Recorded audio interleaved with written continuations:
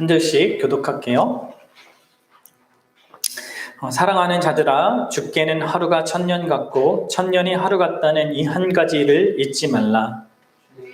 어떤 이들이 더디다고 생각하는 것 같은 것이 아니라 오직 주께서는 너희에 대하여 오래 참으사 아무도 멸망하지 않고 다 회개하게 이르기를 원하시니라.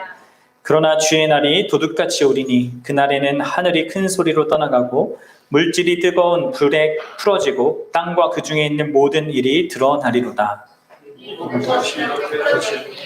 어떤 사람이 마땅하냐 거룩한 행실과 경건한 하나님의 날이 임하기를 바라보고 간절히 사모하라. 그날에 하늘이 불에 타서 풀어지고 물질이 뜨거운 물에 녹아지려니와 우리는 그의 약속대로 의가 있는 곳인 새 하늘과 새 땅을 바라보도다. 아멘. 우리는 계속해서 그 사도신경에 있는 내용들을 함께 살피고 있습니다. 우리가 베드로후서 말씀을 읽었지만 오늘은 이 베드로후서 말씀을 자세히 설명하는 것이 아니라 이 말씀에 내포되어 있고 또 그것이 이제 사도신경에 축약적으로 설명되어 있는데 그 부분 우리가 사도신경에서는 거기로부터 산자와 죽은 자를 심판하러 오시리라 라고 한 그 고백이 과연 어떤 의미를 갖는지 함께 생각해 보고자 합니다. 다시 말해서 예수님의 재림을 생각해 보자는 거죠. 여러분들 한번 여러분들에게 묻고 싶습니다. 여러분들은 예수님의 재림하면 어떤 마음이 듭니까? 예수님이 다시 오신다. 우리가 아까 마라나타라는 그런 찬양도 했는데 예수님이 다시 온다라는 것을 생각할 때 여러분들의 마음에는 어떤 마음이 일어납니까? 기쁨입니까? 아니면 두려움입니까? 뭐예요? 워낙 그 종말론, 잘못된 종말론의 영향이 우리 한국에 뭐 한국뿐만 아니라 다른 세계 많은 곳에서도 그렇지만 잘못된 종말론적인 그 주장들이 너무나 강력하게 있어서 우리가 종말을 생각하거나 예수님의 다시 오신 재림을 생각하면 항상 이 두려움, 무서운 것 이렇게 우리의 인식 속에 이렇게 박혔습니다. 그래서 이런 부분을 다루는 것을 좀 상당히 무서운 것으로 이렇게 좀 두려운 것으로 여기는 사람들이 많아요.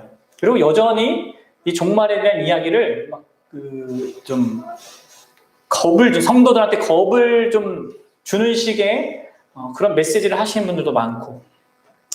그러나 여러분들, 우리 믿음의 선배들은요, 예수 그리스도께서 다시 오신다는 그것을 너무나 좋고 기쁜 그 복된 소식으로, 복음으로 받아들였습니다. 그것을 자기네 삶의 정말 현재를 살게 하는 위로로 받아들였다는 거예요. 그래서 여러분들 하이델베르크라는 그 교리문답을 보면 예수님이 다시 오신다는 그 사실이 어떻게 우리에게 위로를 줍니까? 라는 그 질문이 있고 거기에 답이 있는 거예요. 여러분들은 예수님의 재림을 생각할 때 기대가 되고 기쁨이 생기고 또 위로를 받고 있습니까? 그게요, 정상적으로 내가 예수님의 재림에 대한 이해를 갖고 있는 사람의 반응입니다. 예수님의 재림을 생각할 때 아무런 생각도 없다. 그것도 문제지만 또 예수님의 재림을 생각할 때 막 두렵기만 하다. 이것도 문제입니다. 정상적인 것은요, 그 예수님의 다시 오심에 대한 이해를 갖고 그에 대한 메시지를 들을 때 우리 안에 기쁨과 감사와 기대와 또 현실이 아무리 어렵더라도 위로가 샘솟을 수밖에 없다는 거예요. 어떻습니까? 한번 자기 자신의 그 중심을 한번 살펴보세요. 여러분들, 우리가 예수님의 재림, 예수님의 다시 오심은 먼 미래에 있는 일이잖아요. 물론 내일 오실 수도 있고 뭐 10분 뒤에 오실 수도 있는 건데 어쨌든 미래에 속한 일입니다. 우리가 미래를 생각할 때 항상 염두해야 될 이것이 사실이 바로 이 예수님의 다시 오심이라는 것을 우리는 또한 기억해야 합니다. 우리가 나름 미래에 대해서 고민도 하고 또 미래에 대한 어떤 계획들을 세우고 또 그 준비들을 하는데 그런 모든 그 미래에 관한 일들 속에서 항상 잊지 말아야 될 것은 이 예수님의 재림이라는 거죠. 그리고 그 이유가 왜 그러냐면 바로 예수님의 이 재림은 반드시 있을 수밖에 없는 일이기 때문에 그렇습니다. 우리가 생각하고 기대하고 예상하는 모든 미래에 관한 어떤 일들은 다 빗나갈 수 있습니다. 그렇게 되지 않을 가능성이 아주 많습니다. 그렇죠? 인생을 살아보면 다 알잖아요. 우리가 생각했던 대로 우리 인생이 지금 이 자리에 있다라고 이렇게 말할 수 있는 사람은 아무도 없을 거예요. 우리의 미래를 우리가 다양하게 생각하고 기대하고 예상하고 준비할 수 있지만 그 모든 것들은 다 그렇게 될 수도 있고 그렇게 되지 않을 수도 있습니다. 그런데 가장 결정적으로 반드시 있는 것, 반드시 있게 되는 그 미래의 한 가지 사실은 뭡니까? 예수님이 다시 오신다는 거죠. 그래서 우리가 미래를 생각할 때, 미래를 계획할 때 반드시 이 사실을 중요한 어떤 중심이 되는 사실로 여러분들 갖고 있어야 합니다.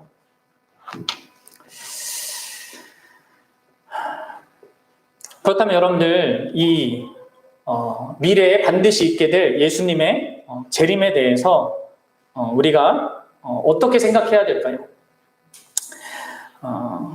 오늘 우리는 예수님의 재림에 관한 사실들 중에 중요한 세 가지 사실을 중점적으로 이것을 다뤄보려고 하는데요. 먼저는 예수님께서 어떤 모습으로 오시는지, 그리고 예수님께서 왜 다시 오시는지, 그리고 마지막으로 그렇게 예수님이 다시 오시는 것을 기대하는 우리는 어떻게 이 현재를 살아야 하는지, 이 세 가지를 함께 생각해 보고자 합니다. 여러분, 미래에 어떤 일이 분명히 있다는 것은요, 지금 우리 현실에 영향을 줄 수밖에 없는 겁니다. 그렇죠? 내가 뭐 집을 이렇게 사야 된다 그러면, 돈을 모아서 집을 사야 된다면 그러한 미래의 어떤 현실 때문에 있어야 될 어떤 것 때문에 지금 현실에서 내가 돈을 쓰거나 이런 부분에 있어서 영향을 미칠 수밖에 없죠. 미래에 대한 어떤 사실들, 그것은 반드시 현재를 이게 영향을 주는 그 결과를 맺게 됩니다. 마찬가지로 그래 여러분들 우리가 집을 사는 거는 그럴 수도 있고 안 그럴 수도 있는 거잖아요. 네. 사면 좋지만 근데 반드시 있는 게 뭐라고요? 예수님이 다시 오시면 반드시 있다는 거예요. 그리고 그것에 비추어서 우리 현실을 우리가 잘 이렇게 형성해 가야 된다는 거죠. 그리고 내가 그러고 있는가 여러분 확인해 보십시오. 그런데 여러분 먼저 그것을 이제 우리가 나중에 다룰 건데 먼저는 예수님께서 어떤 모습으로 오시는가 이것을 한번 생각해 봅시다. 왜 이런 부분을 다루냐면 사실 이 부분은 그렇게 이렇게 다뤄야 될 다른 부분도 많지만 이 부분을 굳이 또 다루게 되는 것은 예수님께서 어떻게 오시는지 어떤 모습으로 오시는지를 모르면 우리가 이단적인 가르침에 혹은 이단에게 속아 넘어갈 수 있기 때문입니다. 그래서 간단하게만 이 부분을 짚고 넘어가면 좋을 것 같아요. 그럼 사도행전 1장 11절을 한번 찾아봅시다. 사도행전 1장 11절입니다.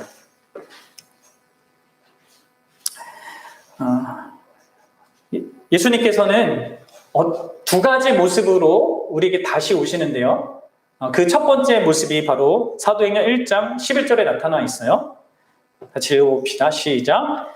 이르되 갈릴리 사람들아 어찌하여 서서 하늘을 쳐다보느냐 너희 가운데서 하늘로 올려주신 이 예수는 하늘로 가심을 본 그대로 오시리라 하였느니라.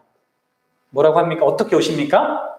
하늘로 올라가신 그대로 다시 오십니다. 여러분들 이 사도행전 1장 11절만 우리가 제대로 읽어도 뭐예요?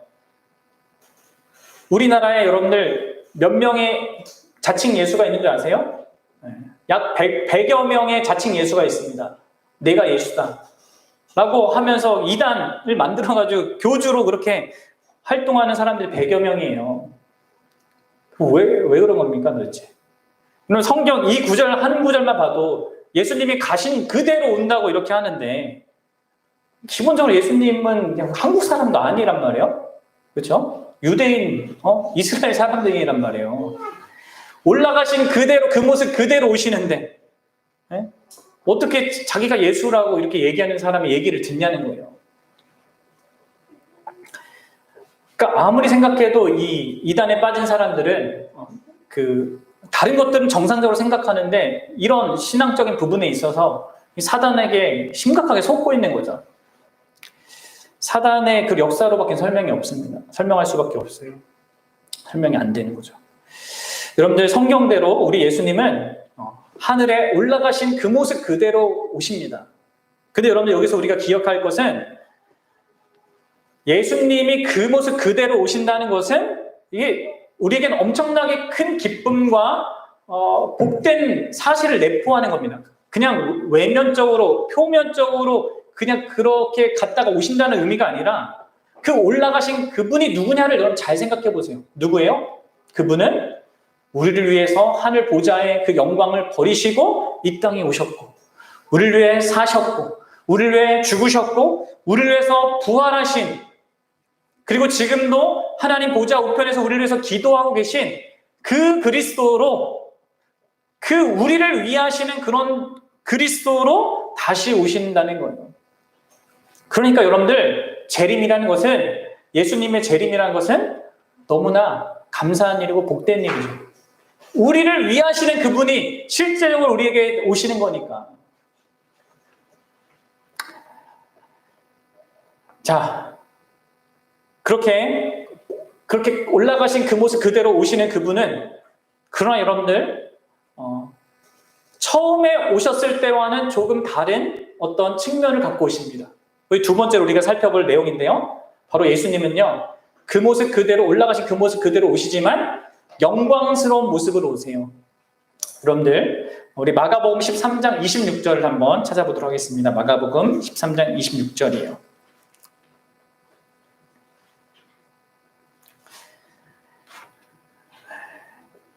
마가복음 13장 26절 같이 읽겠습니다. 시작. 그때에 인자가 구름을 타고 큰 권능과 영광으로 오는 것을 사람들이 보리라. 아멘. 분명히 성경이 말하죠. 그때 마지막 날에 예수님이 다시 오실 때에는요, 큰 권능과 영광으로 오신다는 겁니다. 이것은 예수님이 2000년 전에 처음 이 땅에 오셨을 때와는 다른 모습으로, 어떤 다른 측면을 가진 모습으로 오신다는 것을 보여주는 거죠. 과거에 그분이 처음 오셨을 때에는 아주 초라한 모습으로 오셨습니다. 그분은 어린아이로 오셨죠. 그리고 그분이 사는 동안 그분을 아는 자는 지극히 적었습니다. 그분은 그냥 팔레스타인이라는 우리나라 4분의 1 정도밖에 안 되는 그 지역에 계셨단 말이에요. 그리고 게다가 그분은 인간들에게 부당한 재판을 받으셔서 십자가형을 선고받고 십자가에서 죽임을 당하셨습니다. 처음 오셨을 때는 그분은 그렇게 오셨어요. 아무도 알아주는 자 없는 그런 모습으로. 그러나 여러분들, 그분이 다시 오실 그때에는 다릅니다. 현재 그분이 하나님 보좌 우편에 부활하신 그 몸을 입고 있는 것 같이, 이전에는 예수님이 부활하셨을 때 그 부활한 몸을 자기 가까운 이 제자들에게만 보여주셨잖아요. 그러나 그때가 되면, 그날이 되면 예수님께서는 그 부활하신 몸을 가지고 이 땅에 크고 영광스러운 모습으로 오시는 거예요. 그것도 소수가 아는 것이 아니라 모든 사람이 알도록, 모든 인류가 보도록 그분이 오신다는 거죠. 어떻게 그럴 수 있을지는 우리는 잘 모릅니다. 그렇죠? 우리는 공간이라는 어떤 시간과 공간의 이렇게 한계 속에 있어서 어떻게 그렇게 될지 모르겠지만, 분명히 성경이 얘기하기를 모든 민족이 그를 보게 될 거라고 얘기했어요. 그럼 이런 면에서 그 이단 교주들이 다 틀린 거잖아요. 일부만 어떻게 봅니까? 근데 여러분들, 그분이 그렇게 큰 영광과 그 권능 가운데 오시는데, 그 영광과 권능은 무엇을 내포하고 있냐면 바로 그분의 어떤 특별한 지위를 내포하고 있는데, 그 지위는 그분이 재판관, 심판주로서 이 땅에 오신다는 거예요. 그래서 여러분들 고린도후서 5장 10절에서 바울이 이렇게 얘기합니다. 잘 들으세요. 이는 우리가 다 반드시 그리스도의 심판대 앞에 나타나게 되어 각각 선악간에 그 몸으로 행한 것을 따라 받으려 함이라. 과거에는 그분이 사람들에게 부당한 재판을 받는 그런 피고인이 되셨지만, 그때에는 그분이 모든 사람에게 의로운 재판장이 되어서 모든 사람들을 재판하러, 심판하러 오신다는 거예요. 이것이 예수님이 다시 오시는 이유입니다. 그분은 올라가신 그 모습 그대로 오시되 영광스러운 몸과 지위를 가지신 분으로 온 세계 만방에 자기를 밝히 드러내면서 의로운 재판장의 역할을 하시러 오시는 것입니다. 여러분들은 이 사실을 알고 있습니까? 사도신경에 그래서 이것을 고백하고 있는 거예요. 뭐라고요? 산자와 죽은 자를 심판하러 오신다. 그분이 산자와 죽은 자를 심판하러 오신다는 것은요, 결국 그리스도께서, 그리고 삼위 하나님이 이 세계에서, 이 세상 역사에서 행하시는 그 구속 사역, 구원 사역의 완성이자 결정적인 그런 최고의 날이 될 것입니다. 세상을 구원하는 그 일이 완성되는 그런 날이 예수님이 다시 오시는 그런 날이 된다는 거예요.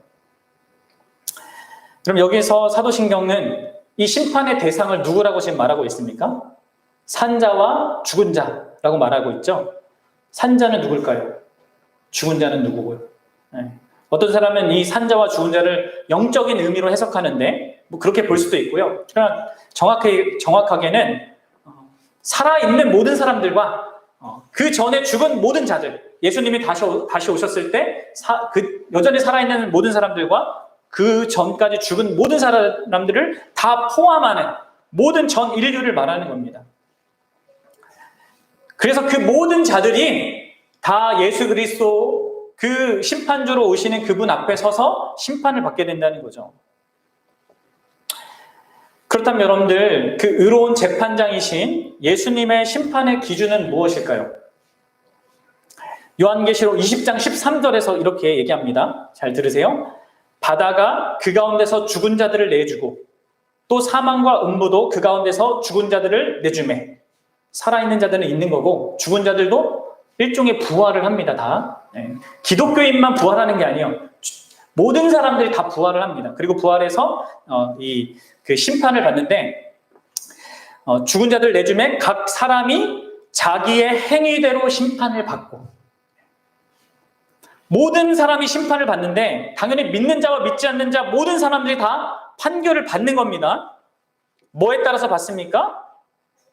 각 사람의 행위대로 어떻게 살았는가, 어떻게 하나님 앞에 행했는가에 따라서 심판을 받는다는 거예요.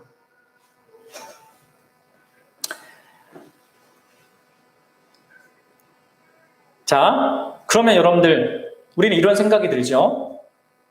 믿는 사람도 심판을 받는 것인가? 어떻게 생각합니까? 안 받아요? 받는다니까. 각 사람 행위대로 다 받아요. 받긴 받는데 어떤 일이 일어나는 거예요? 예수님께서 우리의 변호자가 되어 주시는 거죠. 우리의 행위와 우리의 그 죄와 허물이 그날에 우리는 다 드러나게 될 겁니다. 아마 부끄러워서 아마 얼굴을 못 들겠죠. 우리가 살아온 날 동안에 지은 모든 죄들, 은근히 지었던, 은밀하게 지었던 그런 것들이 다 드러나겠죠. 우리 얼마나 부끄러울지. 그걸 보면서 우리는 지옥에 가는 게 맞겠구나 이렇게 판단하고 있을 때, 우리의 심판장, 우리의 그 모든 각 사람의 행위대로 심판하셔야 될 그 심판자가 여러분들 어떤 분입니까? 이미 과거에 우리의 죄를 위해서 이 땅을 사셨고 그 십자가에서 우리가 범한 그 모든 죄에 대한 그 결과를 대신 다 받으신 그분이신 거예요. 그래서 여러분들, 우리는 그 심판을 받지만 그 심판에서 넘어가는 거죠. 그런 일이 우리에게 있게 되는 겁니다. 그래서 이 마지막 날에 있는 심판이 두 개로 이렇게 나눠지는 거예요. 그 일을 이 데살로니가 후서 1장 7절부터 10절에서 이렇게 표현하고 있는데요. 여기는 같이 한번 찾아봅시다. 데살로니가 후서 1장 7절에서 10절입니다.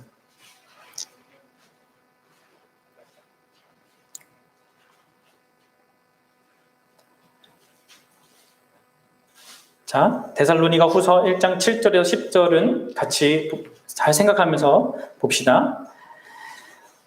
제가 읽어볼게요. 환난을 받는 너희에게는 우리와 함께 안식으로 갚는 것이 하나님의 공이시니 주 예수께서 자기의 능력의 천사들과 함께 하늘로부터 불꽃 가운데 나타나실 때 하나님을 모르는 자들과 우리 주 예수의 복음에 복종하지 않는 자들에게는 형벌을 내리시니 이런 자들은 주의 얼굴과 그의 힘의 영광을 떠나 영원한 멸망의 형벌을 받으리로다. 그날에 그가 강림하사 그의 성도들에게 영광을 받으시고 모든 믿는 자들에게는 놀랍게 여김을 얻으시리니 이는 우리의 증거가 너희에게 믿어졌음이니라. 보십시오. 두 가지 일이 일어나고 있죠. 네. 여러분 7절과 10절에는 예수님을 믿는 자들에게 있는 일이 있어요. 뭐예요? 하나님이 안식으로 우리에게 갚는데요. 참된 안식과 그 복을 주신다고 하고 10절에는 성도들에게 하나님이 그 그리스도가 영광 받는다고 하잖아요.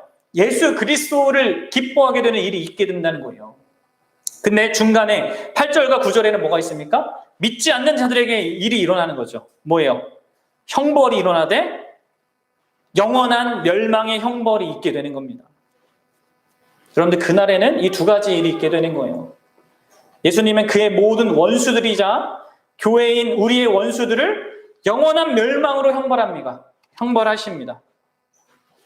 그리고 우리 믿는 자들은 참된 안식, 놀라운 그 안식을 주고 또 가장 큰 기쁨과 영광이 되시는 그 예수 그리스도를 즐거워하는 그 상태를 주신다는 거예요. 이 일이 그날에 이루어지는 것입니다. 그래서 여러분들 예수님의 재림은 믿지 않는 자들에게는 정말 최악의 소식입니다. 가장 끔찍한 날이 될 것입니다. 그러나 믿는 모든 자들에게는 최고의 날이 될 거예요. 가장 좋은 날이 될 겁니다. 그래서 여러분들 이러한 재림의 사실들을 생각해 볼 때 이 재림의 이 모든 내용들은 우리를 두렵게 하고 걱정하고 염려하게 할 내용이 전혀 아닙니다. 우리가 하나님을, 그 예수님이 우리에게 주시는 것을 받고요. 우리가 예수님을 기뻐하게 되는 어떤 이 세상의 그 한계들 있잖아요. 죄의 어떤 조건들, 또 우리 안에 있는 그런 모든 문제들이 없이 그 하나님을 온전히 즐거워하게 되는 그런 영광스러운 날이 오게 되는 겁니다. 그래서 여러분들 재림의 사실로 성도들을 위협하고 압박하고 두려움으로 어떤 신앙생활을 하게 하는 것은 다 잘못된 성경에 대한 이해이고 나쁘게 얘기해서 성경을 오용하는 거예요. 그럼 다른 모든 성경이 그렇듯이 특별히 이 재림의 사실을 가장 많이 이렇게 설명하고 있는 요한계시록도 성도들에게 겁을 주려고 쓴 것이 아닙니다. 환난과 고통 중에 있는 성도들에게 위로와 용기를 주기 위해서 모든 성경이 다 그렇게 쓰여져 있어요. 요한계시록도 그렇고. 여러분들 그렇다면 이렇게 예수님께서는 그 영광스러운 모습으로 심판주로서 이 땅에 다시 오실 것인데요. 그러면 여러분 그것이 분명히 있는 우리 미래의 사실인데 그 사실을 아는 자는 우리의 현실을 어떻게 살아야 될까요? 이 분명한 사실, 예수 그리스도께서 반드시 오셔서 심판하신다는, 그러나 믿는 자에게는 너무나 영광스러운 복을 줄 것이고 믿지 않은 자에게는 그들이 아무리 이 땅에서 무엇을 많이 누렸다 할지라도 그들이 상상 못하는 그 영원한 멸망에 빠지게 될 것인데 그런 것을 분명히 아는 자는 이 땅을 어떻게 살아야 하겠습니까? 사실 이 내용 하나하나를 다 다루는 것이 너무 방대하거든요. 그래서 간략하게 정리해서 간략하게 세 가지 항목으로 제가 정리를 해보고자 합니다. 그리고 여러분들, 하나님이 이러한 미래가 분명한 우리가 어떻게 현실을 살아야 되는가에 대해서 답을 주셨습니다. 그것은 우리 현재를 믿음과 소망과 사랑으로 사는 거예요. 이런 분명한 미래가 우리에게 너무나 확실하기 때문에 우리는 현재를 믿음으로 살 수 있고 소망 가운데 살 수 있고 사랑으로 살 수 있는 것입니다.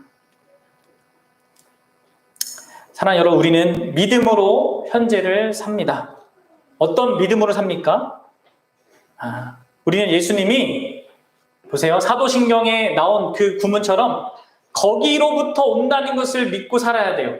그게 무슨 말이에요? 거기가 어디입니까? 거기가 어디예요? 하나님의 보좌 우편에서 계시다가 그곳에서부터 오신다는 거예요. 그게 무슨 말이에요? 그 보좌 우편에 예수님이 뭐하고 계십니까? 다스리고 계시다고 했잖아요. 통치하고 계시다고 했잖아요. 그렇죠? 지금 우리 현실은 그냥 그때까지 이게 뭐 하나님이 관여하지 않고 있는 그런 현실이 아니라 계속해서 그 그리스도께서 하나님 보좌 우편에서 우리를 다스리시는 현실이라는 거예요. 우리의 유익을 위해, 우리의 그 성숙을 위해, 우리의 참된 그 복을 위해서 다스리고 있는 그 현실이라는 것을 믿는 믿음으로 우리는 이 삶을 살아가는 겁니다. 여러분 아시겠습니까? 그리고 우리의 인생 가운데 그러는 중에 어떤 슬픔과 어떤 어려운 일들이 온다 하더라도, 또 예수님을 믿는 일로 인해서 핍박과 환난을 당한다 하더라도 모든 것이 다 그분의 통치 아래 있다는 것, 그분의 주권 아래 있다는 것을 믿고 우리는 살아가는 겁니다. 아시겠어요? 그리고 그것을 믿는 것은요, 결국 어떻게 귀결되냐면 내가 억울한 일이 있고 내가 뭔가 여기서 부당한 어떤 대우를 받는 그 모든 것에 대해서도 결국 궁극적으로 그분이 완전한 심판자로서 오셔서 판단해 주실 것을 또한 믿고 살아가는 거예요. 이 땅 가운데 사는 동안 우리는 억울한 일들을 많이 당할 수밖에 없습니다. 예수님을 믿는 가운데 그럴 수밖에 없어요. 그런데 분명한 것은 그분은 그분의 통치 아래 그 모든 일들이 있는 거고요. 그분은 결국 그 모든 것을 완전하게 각 사람의 행위대로 갚아서 처리해 주실 것입니다. 우리가 그 억울한 것이 진짜 억울한 게 하나도 아니었구나 라고 이렇게 고백할 수 있을 정도의 그런 결과를 예수님께서 가져다 주실 거라는 거예요. 이 땅에서 우리는 그래서 뭔가 공의롭지 못하고 정의롭지 못한 많은 일들을 경험할 때 그때마다 예수님이 통치하고 계시고 그분이 심판주로서 반드시 그 부분에 있어서 해결해 주실 것을 믿고 살아가야 하는 겁니다. 특별히 요한계시록 7장 17절에 이런 말씀이 있어요. 이는 보좌 가운데 계신 어린 양이 그들의 목자가 되사 생명수 샘으로 인도하시고 하나님께서 그들의 눈에서 모든 눈물을 씻어 주실 것입니다. 여러분들, 우리의 눈물을 그날에 씻어 주신다고 얘기하고 있잖아요. 하나님께서 그렇게 하신다고 하신 것인데 여기 보면 그 목자이신 예수님이 우리를 인도하신다고 해요. 우리의 현실은 그분이 인도하시는 현실이에요. 그리고 그렇게 다스리시는 현실이지만 또 뭐가 있습니까? 여전히 눈물이 분명히 있어요. 흘려야 될 눈물이 있단 말이에요. 억울한 일, 힘든 일, 고생스러운 일, 상처받는 일, 그런 것들이 분명히 있다고요. 그런데 그 날에는 그분이 그것을 씻어주신다고 한단 말이에요. 이러한 믿음으로 우리가 사는 겁니다. 그리스도를 믿는 믿음으로 사는 겁니다. 그리고 여러분들, 우리는 현재를 소망으로 살아갑니다. 여러분, 우리는 참된 소망을 소유한 자들이에요. 무엇이 참된 소망입니까? 우리는 다른 무엇보다도 우리에게 가장 좋은 것을 바로 그분이 가져다 주실 거라는 그 소망으로 사는 것입니다. 우리의 현재는요, 하나님이 우리에게 주시고자 하는 가장 그 복된 그 상태와 그 현실은 아직 아니거든요. 그럼 예수님은 우리에게 가장 복된 것을 가져다 주시기 위해서 다시 오시는 거예요. 그래서 우리는 그 소망으로 우리 현재를 사는 겁니다. 물론 무엇보다도 우리는 예수 그리스도께서 가져다 주시는 어떤 것 전에 바로 예수 그리스도로 말미암아 소망을 가져야 돼요. 그분을 만난다는 그 소망 있잖아요. 우리가 지금은 이 희미하게 보는 것처럼 그분을 보잖아요. 이 성경을 통하여서 그 예수 그리스도를 어떤 의미에서는 희미하게 보고 있는 겁니다.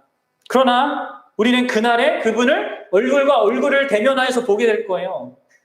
그래서 사도 요한은 요한일서에서 이렇게 얘기했어요. 그가 나타나시면 우리가 그와 같을 줄 아는 것은 그를 참모습 그대로 볼 것이기 때문이야. 우리는 그날에 그분을 참모습 그대로 보게 될 것입니다. 그것이 우리에게 정말 큰 소망이 되겠죠. 지금도 우리가 성경을 통해서 예수님을 아는 게 너무나 복되고 감사한데 그날에 그분을 실제적으로 만난다는 것을 생각하면 그것은 신자의 마음을 이게 두근두근 뛰게 하는 그런 내용이 될 수밖에 없는 거예요. 게다가 그분이 오셔서 행하시는 그 모든 일로 말미암아 우리에게 있게 되는 것은 너무나 영광스러운 것, 그것이라는 거죠. 그래서 여러분들 이러한 이 맥락 속에서 여러분들이 현재를 어떻게 이해하는가를 잘 연결시켜서 생각해야 됩니다. 우리의 현실은요, 결코 최상의 삶을 살 수 없는 현실입니다. 또 여러분들은 그런 삶을 이 땅에서 기대해서도 안 됩니다. 이 현실은 완전한 그 삶이 아니라는 거예요. 요한계시록 21장 4절에 보면 다시는 사망이 없고 애통하는 것이나 곡하는 것이나 아픈 것이 다시 있지 아니한다. 그런 세상이 지금 여러분들 예수님이 우리에게 가져다 주실 그런 세상입니다. 다시 말씀드리지만 여러분들 가장 좋은 날은, 가장 좋은 때는 아직 오지 않았습니다. 그리고 그것은 우리가 만들 수 없습니다. 우리 인류가 아무리 노력하고 애써도 이룰 수 없습니다. 그것은 여러분들 예수님이 가져다 주시는 거예요. 그래서 여러분들 이 땅을 사는 동안에 어느 정도 자신의 평균 수명을 염두에 두고 여러분들이 계획을 세워야 합니다. 그러나 여러분들은 언제든지 그 모든 것을 다 뒤로하고 떠날 수 있는 그런 준비도 해야 되는 거예요. 왜냐하면 여기가 전부가 아니니까. 마지막으로 여러분들 우리는 무엇보다도 그분을 기다리는 동안에 우리의 현재를 사랑함으로 살아가야 합니다. 사랑하는 삶으로 예수 그리스도에 다시 오시는 것을 준비하는 거예요. 왜 그렇습니까? 그럼 예수님의 재림은요, 잘 들으세요. 주님이 택한 모든 사람들을 그 주님께서 하늘의 기쁨, 그 천국의 기쁨과 영광으로 인도하시는 그때입니다. 그렇게 함으로 자신의 그 뜻, 이 역사 가운데 이루시고자 하는 그 뜻을 온 천하 만방에 나타내시는 거예요. 잘 들으세요. 뭐가 중요합니까? 하나님이 택한 사람이 중요해요. 하나님이 택한 그들이 누구예요? 바로 교회이죠. 여러분들이 교회에서 만나는 그 사람들이 중요한 거예요. 그들에게 하나님이 그 예수 그리스도께서 가장 영광스러우신 것, 자기 자신을 포함해서 자신이 누리는 하늘의 모든 것을 다 실제적으로 완벽하게 누리게 하시는 그날이기 때문에 여러분들 그 대상인 이 교회의 지체들, 교회 한 사람 한 사람이 너무나 소중한 겁니다. 여러분들에게 지금 함께 하고 있는 이 지체들은요, 그날에 그 예수 그리스도께서 그렇게 복 주실, 그렇게 영광스럽게 만드실 그런 대상들이라고요. 그래서 여러분들 갈라디아서를 보면 사도 바울이 이렇게 얘기해요. 너희가 모든 사람에게 착한 일을 해야 되지만 특히 믿음의 지체들에게 하라, 이렇게 얘기한단 말이에요. 왜 그래요? 여러분들이 만나고 있는 이 사람들이 그냥 내가 오래 만나왔기 때문에 잘해야 될 그런 사람들이 아니라 예수 그리스도께서 사랑하시는 대상이고 예수 그리스도께서 다시 오셔서 가장 놀라운 복을 주실 대상이기 때문에 그렇습니다. 그래서 여러분들 마태복음 25장을 보면 주님께서 마지막 날에 사람을 왼편과 오른편에 이렇게 나누는 이야기를 하시잖아요. 이 비유를 드신단 말이에요. 그 나누는 기준이 뭐였습니까? 뭐예요? 자기의 이름으로 작은 자에게 물 한 컵, 생수 한 컵을 대접했냐 안 했냐였어요.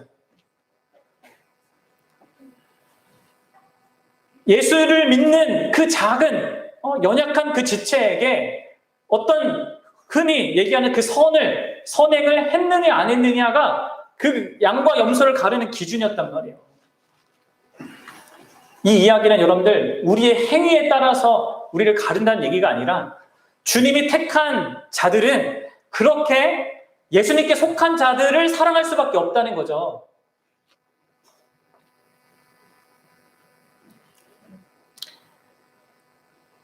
자신이 주님께 사랑받는 그런 작은 자임을 아는 사람은요, 주님이 사랑하는 그 작은 자를요, 사랑하며 살아가는 겁니다.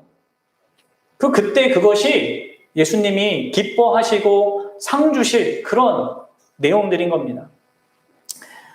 그럼 이렇게 우리는 우리의 현실을 그날을 비추어서 살아가는 거예요. 예수님이 언제 오시냐? 그것은 여러분 아무도 모릅니다. 그것은 또 예수님이 자신도 모른다, 알지 않기로 하셨습니다. 우리가 그것에 대해서 너무 연연할 게 아닙니다. 그런 거 갖고 사람들을 막 이렇게 두렵게 하는 사람들이 있는데, 여러분들 예수님 때부터가 마지막 때예요. 마지막 때라는 것은 이렇게 정해진 처번 미래의 얘기가 아니라 성경에서 마지막 때는 예수님이 이 땅에 처음 오실 때부터 마지막 때입니다. 그리고 우리가 처음 읽었던 것처럼 하나님께는 하루가 천년 같고 천년이 하루 같으십니다. 언제 오느냐 이런 걸 따질 그런 이유가 전혀 없어요. 중요한 것은 깨어서 그분의 다시 오심을 소망하고 기대하며 살아가는 겁니다. 저와 여러분들이 믿음과 소망과 사랑으로 그렇게 깨어있는 삶을 살 수 있기를 간절히 바랍니다. 우리의 미래는 불확실합니다. 그러나 분명한 확실한 한 가지 우리의 미래가 우리 앞에 있습니다.